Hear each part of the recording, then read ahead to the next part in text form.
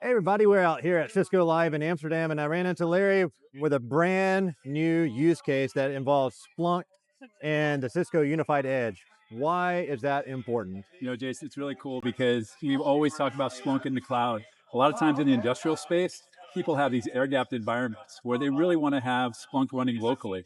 This is a challenge because you have to find the right hardware in that environment. The Unified Edge from Cisco really solves this problem. So now you're basically running a cloud environment inside a factory, factory floor that allows you to get your digital twin environment and everything showing in Splunk and all the Cisco equipment behind that.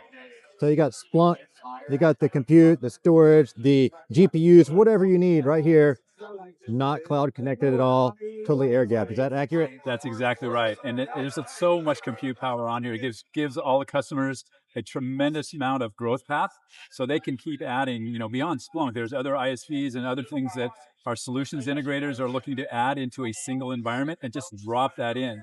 So if you have multiple factories or multiple environments in the utilities, you get consistency in terms of how you build that, preload it, and how you deliver that into the environment. That's really an incredible use case. Now, where can I go find some more information about all of this? Well, always Splunk, and we have Edge Hub Central, which talks a lot about what we're doing in OT. We also have information available through our Splunk reps.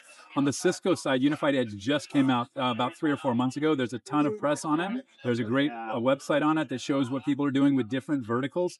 And I think, again, especially for our partner community, this is a great way to put a solution in a box and deliver that consistently across multiple locations. Awesome. Thanks so much, Ray. Thanks, Jason.